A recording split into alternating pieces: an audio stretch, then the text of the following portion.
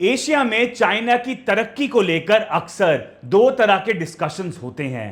पहला discussion China और America के बीच चल रहा स्ट्रैटेजिक जंग को लेकर होता है, जहां दुनिया की दो सबसे बड़ी इकोनॉमीज टेक्नोलॉजी, ट्रेड और मिलिट्री इन्फ्लुएंस के लिए कंपीट कर रही हैं। China, China, China, China, China, China, China, China, China. दूसरा डिस्कशन चाइना और इंडिया के बीच कंपटीशन को लेकर होता है, जहां दो एशियन जायंट्स अपनी इकोनॉमिक और जियोपॉलिटिकल पोजीशन को मजबूत करने की कोशिश कर रहे हैं।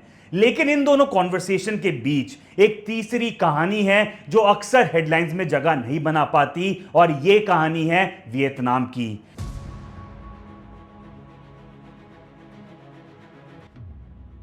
एक तस्वीर खींचिए अपने जहन में।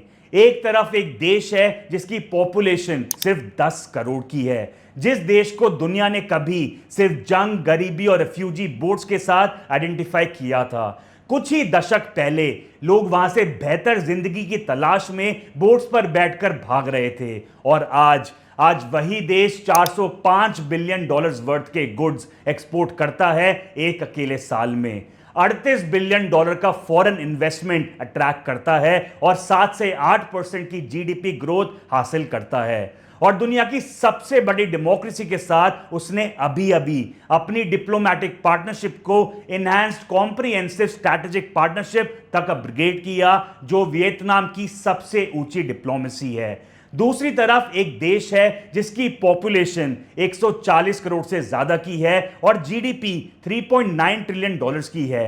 इंग्लिश स्पीकिंग वर्कफोर्स है, डेमोक्रेटिक इंस्टीट्यूशंस हैं, और फिर भी उस देश की अपनी गवर्नमेंट का ऑफिशियल एडमिशन है कि उसने 21वें सेंचुरी की सबसे बड़ी इकोनॉमिक अपॉर्चुनिटी में सिर्फ लिमिटेड सक्सेस हासिल की है।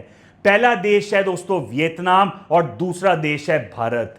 वियतनाम को समझना है तो उसका पास्ट हमें समझना पड़ेगा, क्योंकि वियतनाम की पूरी नेशनल आइडेंटिटी एक ही आइडिया के अराउंड बनी है कि किसी जायंट के साये में सरवाइव करने की कैसे कला दिखाते हैं। 111 बीसी में हान डायनेस्टी ने वियतनाम के नॉर्दर्न रीजन्स पर कंट्रोल एस्टैब्लिश किया। अगले लगभग 1000 सालों तक चाइनीज एम्पायर ने वियतनाम को एब्जॉर्ब करने की कोशिश करी। चाइनीज लैंग्वेज लाए गए, कॉन्फ्यूशियन वैल्यूज थोपी गई और चाइनीज स्टाइल ब्यूरोक्रेसी इंप्लीमेंट करी गई। मकसद काफी सिंपल था दोस्तों, वियतनाम की अलग आइडेंटिटी को मिटा दो। वो फेल हुए और बार बार फेल होते गए। इसका सबसे फेमस एग्जाम्पल 938 एडी में मिला, जब वियतनामीज जनरल नगो क्वेन ने बाच डांग रिवर पर चाइनीज नेवल फोर्सेस को डिफीट किया, और उनका तरीका प्योर इंजेन्युइटी। लो टाइड पर iron tipped wooden stakes river bed में गाड़ दिए, चाइनीज फ्लीट को उकसाया गया, और जैसे ही टाइड्स बढ़े शिप्स एकदम से इंपेल हो गई, यानी टूट गई। यह विक्ट्री सिर्फ मिलिट्री टर्म्स में इंपॉर्टेंट नहीं थी, इसने वियतनामीज नेशनल कॉन्शियसनेस में एक परमानेंट आइडिया एस्टैब्लिश कर दिया कि सही स्ट्रैटेजी हो तो एक छोटा देश भी एक बड़े एम्पायर को चैलेंज कर सकता है। यही स्पिरिट आज भी वियतनाम के स्ट्रैटेजिक डीएनए में जिंदा है। फिर आया आपका मॉडर्न एरा। 1979 में अमेरिकन हेलीकॉप्टर साइगोन छोड़ने के सिर्फ 4 साल बाद चाइना ने वियतनाम पर मिलिट्री एक्शन लॉन्च किया। बीजिंग ने इसे प्यूनिटिव एक्सपीडिशन बुलाया, एक सबक सिखाने की कोशिश। हुआ क्या? वियतनाम के बैटल हार्डन मिलिट्री ने चाइनीज फोर्सेस को बढ़िया सबक सिखाया। चाइना को सिर्फ 3 हफ्तों में विड्रॉ करना पड़ा, और फिर वियतनाम ने कुछ और रिमार्केबल किया। उसने कभी घमंड नहीं किया, उसने असेस किया, रिबिल्ड किया और अपना अगला स्ट्रैटेजिक मूव प्लान करना शुरू करा। लेकिन इस बार इकोनॉमिक बैटलफील्ड पर, मिलिट्री बैटलफील्ड पर नहीं। 1986 तक वियतनाम एक जेन्युइन क्राइसिस में था। इन्फ्लेशन 700% एनुअली तक पहुंच गई थी, और सोवियत यूनियन, जो वियतनाम का प्रिंसिपल स्ट्रैटेजिक पार्टनर था, खुद डूबने लगा था, और सोवियत से मदद के रूप में आने वाले पैसे सूखने लगे थे। लोग इतनी बड़ी तादाद में देश छोड़ने पर मजबूर थे कि दुनिया उन्हें बोट पीपल कहती रही। ऐसे खतरनाक मोमेंट पर कम्युनिस्ट पार्टी ऑफ वियतनाम ने एक एक्स्ट्रा ऑर्डिनरी डिसीजन लिया। 6th नेशनल कांग्रेस में उन्होंने लॉन्च किया एक प्रोग्राम जिसको कहा गया डॉय मोए, मतलब रेनोवेशन, मतलब रिन्यूअल। प्राइस कंट्रोल्स लिफ्ट करे गए, प्राइवेट बिजनेसेस को अलाउ करा गया और फॉरेन इन्वेस्टमेंट के लिए दरवाजे खोले गए।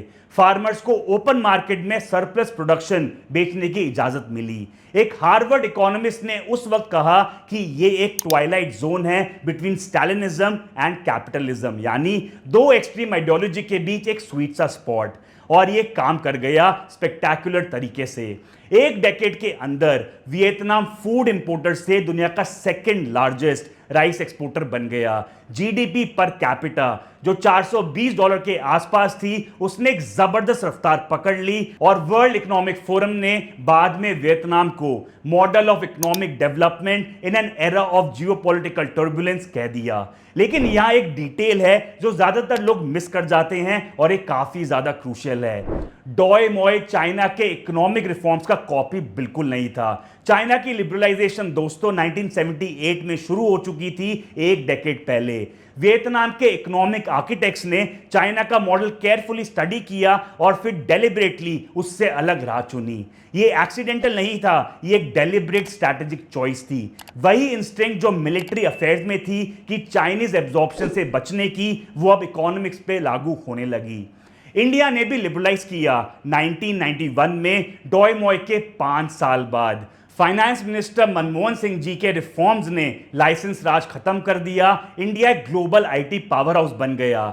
Pharmaceutical industry pharmacy of the world बना। लेकिन इंडिया ने सर्विसेज रूट चूज किया, वियतनाम ने मैन्युफैक्चरिंग रूट चूज किया। और यही एक डाइवर्जेंस अगले 3 दशकों में दोनों कंट्रीज के इकोनॉमिक आउटकम्स को ड्रामेटिकली शेप करने लगी। अब पहुंचते हैं उस डिप्लोमैटिक जीनियस पर जो वियतनाम की कहानी का कोर है, क्योंकि चाइना को आउटस्मार्ट करने के लिए सिर्फ इकोनॉमिक्स से काम नहीं बनेगा, इसके लिए एक कोहेरेंट फॉरेन पॉलिसी फ्रेमवर्क चाहिए होगा। वियतनाम ने उस पॉलिसी को नाम दिया द बैम्बू डिप्लोमेसी।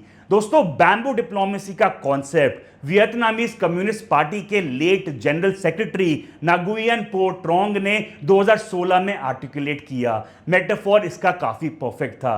बैम्बू की रूट जमीन में गड़ जाती हैं, वो हवाओं में उड़ नहीं जाती, लेकिन उसकी स्टेम्स और उसकी ब्रांचेस फ्लेक्सिबल होती हैं, वो बिना टूटे झुक जाती हैं। मतलब firm in objectives, flexible in strategies and tactics. ऐसे ही फॉरेन पॉलिसी थी जो वियतनाम ने लागू करी। अब देखो प्रैक्टिस में इस पॉलिसी ने क्या किया। सितंबर 2023 में वियतनाम ने यूएस प्रेसिडेंट जो बाइडेन को होस्ट किया और बायलैटरल टाइज को कॉम्प्रिहेंसिव स्ट्रैटेजिक पार्टनरशिप मतलब हाईएस्ट डिप्लोमेटिक लेवल पर अपग्रेड किया। सिर्फ 3 महीने बाद Chinese president Xi Jinping Hanoi आए और वियतनाम ने चाइना के साथ भी पार्टनरशिप को उसी लेवल पर डीपन करा। बीच में जापान को भी कॉम्प्रिहेंसिव स्ट्रैटेजिक पार्टनर बना लिया और कुछ ही महीनों में वियतनाम ने 21st सेंचुरी के 2 सबसे बड़े राइवल्स को गले लगाया और किसी को भी बिट्रेड फील नहीं होने दिया। और फिर अप्रैल 2025 आया, जी जिनपिंग दोबारा वियतनाम आए, 45 कोऑपरेशन एग्रीमेंट साइन हुए, supply chains, artificial intelligence, joint maritime patrols और एक $8 बिलियन का रेलवे जो दोनों इकोनॉमीज को जोड़ेगा। और साथ ही वियतनाम एक $700 मिलियन की डील फाइनलाइज कर रहा था इंडिया के ब्रह्मोस सुपरसोनिक क्रूज मिसाइल्स खरीदने का। मिसाइल जो स्पेसिफिकली चाइनीज नेवल थ्रेट को न्यूट्रलाइज करने के लिए डिजाइन करे गए। दोस्तों देखो कितना क्लेवर है ये। एक साइड चाइना के साथ $8 बिलियन की रेलवे डील साइन करी गई और दूसरी साइड चाइना को समुद्र में रोकने के लिए इंडिया से मिसाइल डील साइन करी गई। अगर ये बैम्बू डिप्लोमेसी नहीं है तो ये कुछ भी नहीं है। इस बैम्बू डिप्लोमेसी के कुछ नॉन नेगोशिएबल प्रिंसिपल्स हैं जिसमें वियतनाम आज भी अडिग रहता है। जैसे किसी भी फॉरेन पावर के साथ मिलिट्री अलायंस नहीं करनी, कोई फॉरेन मिलिट्री बेस वियतनामी सॉइल पर नहीं होगा। ASEAN, United Nations, World Trade Organisation, हर मेजर मल्टीलैटरल इंस्टीट्यूशंस में एक्टिव एंगेजमेंट होनी चाहिए ताकि इंटरनेशनल लॉ ही गवर्न करे, ना कि कोई रॉ चाइनीज पावर। और जितने ज्यादा हो सके उतने फ्री ट्रेड एग्रीमेंट साइन करो। दोस्तों वियतनाम अभी 17 FTAs का पार्टी है, इंक्लूडिंग EU वियतनाम FTA और comprehensive and progressive agreement for trans pacific partnership. दोस्तों CPTPP वर्ल्ड के लार्जेस्ट फ्री ट्रेड एग्रीमेंट में से एक है जो वियतनाम को एक अपर हैंड देता है पैसिफिक रीजन में विद लोअर टैरिफ्स। लेकिन इंडिया इसका हिस्सा नहीं है। दोस्तों इंडिया अभी तक ईयू के साथ एक कॉम्प्रिहेंसिव एफटीए कंक्लूड नहीं कर पाया डेकेड्स के नेगोशिएशंस के बाद भी। और 2019 में इंडिया ने रीजनल कॉम्प्रिहेंसिव इकोनॉमिक पार्टनरशिप यानी आरसीईपी भी छोड़ दिया, जो वर्ल्ड का लार्जेस्ट एफटीए था। और इस डिसीजन ने वियतनाम को ट्रेड एडवांटेज दिया पूरे एशिया पैसिफिक में। वियतनाम ने एक स्ट्रक्चरल कंडीशन क्रिएट की है जो एक स्मॉल स्टेट के लिए इनॉर्मसली पावरफुल है। कोई भी सिंगल पार्टनर उसके चॉइसेस डिक्टेट करने के लिए इनफ लेवरेज नहीं रखता। चाइना सबसे बड़ा इंपोर्ट सोर्स है, अमेरिका सबसे बड़ी मार्केट है वियतनाम की, Japan, South Korea, Europe major investment sources हैं जो पैसा लगाते हैं वियतनाम में। इंडिया राइजिंग सिक्योरिटी पार्टनर है उसके साथ साथ। दोस्तों ये न्यूट्रलिटी नहीं है, ये स्ट्रैटेजिक आजादी है जो वियतनाम को मिली है। 2018 में जब डोनाल्ड ट्रंप एडमिनिस्ट्रेशन ने चाइना के अगेंस्ट पहला बड़ा ट्रेड वॉर शुरू किया, यानी टैरिफ्स इंपोज करे, तब मल्टीनेशनल कॉर्पोरेशन के बोर्ड रूम में एक फंडामेंटल क्वेश्चन पूछा गया, क्या सप्लाई चेन्स को इतना हेविली एक ही कंट्री पर डिपेंडेंट रहना चाहिए? इसी एक फ्रेज से पॉपुलर हुआ दोस्तों चाइना प्लस वन की थ्योरी। कंपनीज चाइना को अबैंडन नहीं करना चाहती थी, सिर्फ अपना रिस्क डाइवर्सिफाई करना चाहती थी। एक ऑल्टरनेटिव उन्हें चाहिए था, यानी एक बैकअप। कंपनीज को एक ऐसी डेस्टिनेशन चाहिए थी जहां लेबर कंपेटिटिव हो, पॉलिटिकल स्टेबिलिटी हो, इंफ्रास्ट्रक्चर रिलायबल हो, चाइना से ज्योग्राफिकली भी काफी क्लोज हो और वेस्टर्न मार्केट तक प्रेफरेंशियल ट्रेड एक्सेस हो। वियतनाम ने लगभग हर एक बॉक्स को टिक किया। जो प्रेपरेशन उसने पिछले 3 दशकों में करी थी उसका फायदा मिलना शुरू होने लगा था। 2024 में वियतनाम के टोटल एक्सपोर्ट पहुंचे $405 बिलियन पे और एक साल में यह 14.5% का इंक्रीज था। टोटल ट्रेड क्रॉस कर गया $786 बिलियन।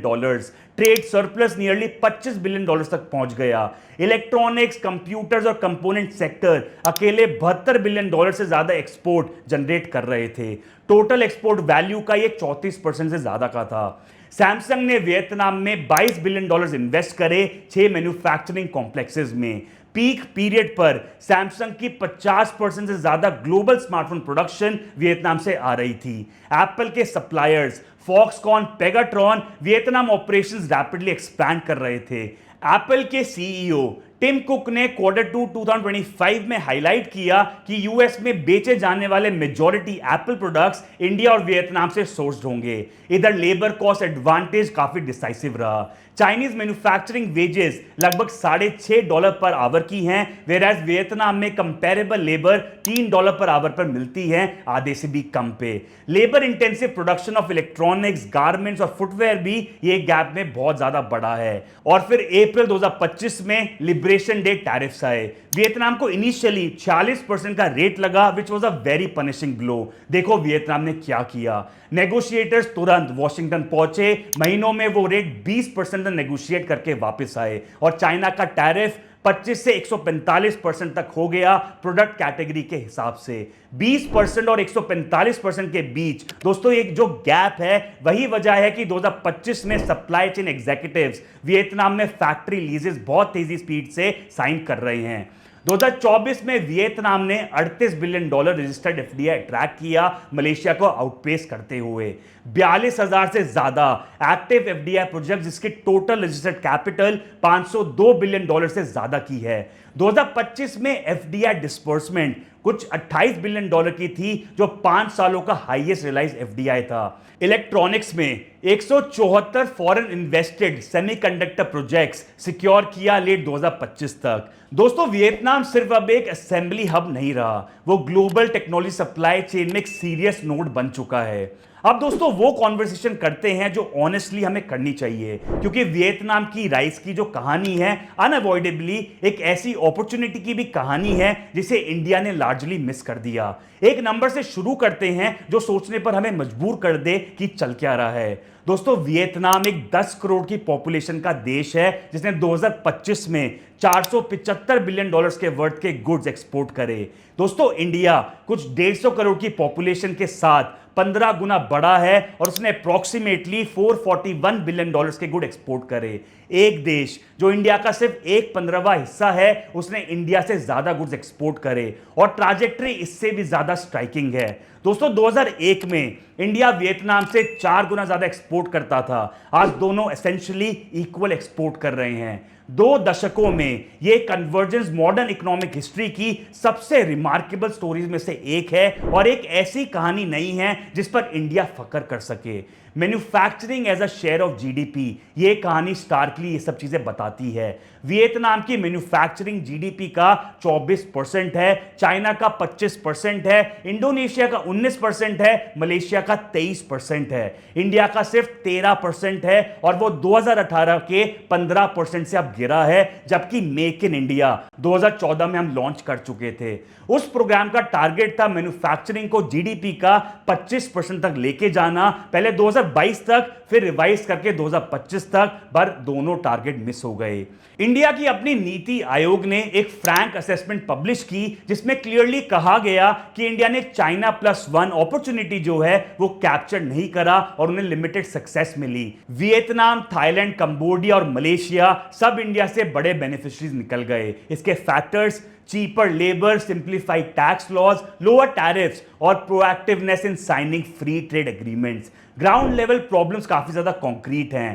वियतनाम के बाक निन प्रोविंस के plug and play industrial parks में डे 1 से वर्ल्ड क्लास इंफ्रास्ट्रक्चर मिलता है। Reliable power, excellent roads, proximity to ports. India के इंडस्ट्रियल हब्स में अभी भी ट्रैफिक जैम्स हैं, पावर आउटेजेस हैं और ब्यूरोक्रेटिक डिलेज हैं। एनवायरमेंटल और लैंड क्लियरेंसेस में 2 से 3 साल लग जाते हैं। 60,000 से ज्यादा रेगुलेटरी कंप्लायंसेस हैं सेंट्रल और स्टेट गवर्नमेंट्स अक्रॉस। रिजल्ट ये है कि एप्पल ने इंडिया और वियतनाम दोनों को तो चूज कर लिया, लेकिन बहुत अलग स्केल्स पर। वियतनाम में ग्लोबली लगभग 25% आईफोन्स मैन्युफैक्चर होते हैं और इंडिया में सिर्फ लगभग 7% होते हैं। सैमसंग ने वियतनाम में $22 बिलियन इन्वेस्ट करे हैं। इंडिया में सैमसंग की प्रेजेंस इसका सिर्फ फ्रैक्शन है। दोस्तों, ये कंपैरिजन इंडिया की अचीवमेंट को डिमिनिश करना बिल्कुल नहीं है। आईटी, फार्मास्यूटिकल, स्पेस टेक्नोलॉजी और यहां तक कि डिफेंस मैन्युफैक्चरिंग, इन सब में इंडिया वर्ल्ड क्लास कैपेबिलिटीज रखता है। लेकिन एक स्पेसिफिक डोमेन में जो एक्सपोर्ट ओरिएंटेड है, एफडीआई ड्रिवन है, लेबर इंटेंसिव मैन्युफैक्चरिंग है ऑफ हाई वैल्यू गुड्स, उसमें वियतनाम ने ब्रिलियंटली एग्जीक्यूट किया है और इंडिया ने सिग्निफिकेंटली अंडर परफॉर्म किया है। चाइना +1 अपॉर्चुनिटी 2020 की डिफाइनिंग इकोनॉमिक अपॉर्चुनिटी थी जिसे वियतनाम ने सीज करा। इंडिया ने अपनी गवर्नमेंट के एडमिशन के मुताबिक ये नहीं करा। तो इसके लेसन्स क्या हैं? पहला लेसन है strategic patience combined with readiness की पावर। वियतनाम ने डेकेड्स तक इंडस्ट्रियल पार्क्स बिल्ड करे, फ्री ट्रेड एग्रीमेंट साइन करे, ग्लोबल कॉर्पोरेशंस के साथ रिलेशनशिप कल्टीवेट करे, पोर्ट इंफ्रास्ट्रक्चर डेवलप करा। जब 2018 और 2025 के टैरिफ शॉक्स आए, वियतनाम बिल्कुल रेडी था। अपॉर्चुनिटी प्रिपरेशन का वेट नहीं करती दोस्तों, प्रिपरेशन अपॉर्चुनिटी से पहले आनी चाहिए। दोस्तों, दूसरा लेसन है ओपननेस की जरूरत। वियतनाम का willingness to sign 17 free trade agreements और फॉरेन कैपिटल को जेन्युइनली इन्वेस्टर फ्रेंडली टर्म्स पर वेलकम करना, यह मैन्युफैक्चरिंग बूम का सिंगल बिगेस्ट ड्राइवर रहा। इंडिया का इकोनॉमिक नेशनलिज्म, आत्मनिर्भर भारत का इंस्टिंक्ट स्पेसिफिक स्ट्रैटेजिक सेक्टर्स में रियल वैल्यू रखता है, लेकिन ज्यादा हो जाए तो ये उन ग्लोबल सप्लाई चेन्स के साथ इंटीग्रेशन में बैरियर्स भी बन जाता है, जिससे एक्सपोर्ट लेड ग्रोथ मिलती है। तीसरा लेसन है इंफ्रास्ट्रक्चर एज डेस्टिनी। वियतनाम का plug and play industrial zone और इंडिया के इंफ्रास्ट्रक्चर रियलिटी के बीच का फर्क सिर्फ एक माइनर ऑपरेशनल इनकन्वीनियंस नहीं है, ये एक फंडामेंटल कंपेटिटिव डिसएडवांटेज है। इंडस्ट्रियल इंफ्रास्ट्रक्चर बिल्ड करने में हर महीने का डिले मतलब है कि एफडीआई का वियतनाम, थाईलैंड या इंडोनेशिया में जाना।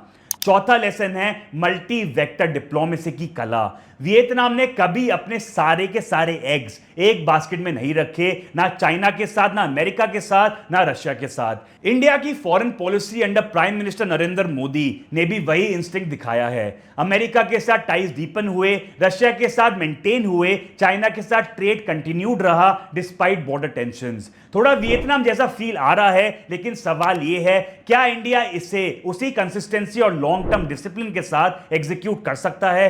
पांचवा और सबसे प्रोफाउंड लेसन यह है कि वियतनाम की सक्सेस डेमोक्रेसी या फिर ऑटोक्रेसी का प्रोडक्ट बिल्कुल नहीं है, ईस्ट या वेस्ट का नहीं है, कैपिटलिज्म या कम्युनिज्म का नहीं है। यह प्रोडक्ट है एक्स्ट्रा ऑर्डिनरी स्ट्रैटेजिक क्लैरिटी का कि देश क्या चाहता है और उसके लिए क्या करने को तैयार है।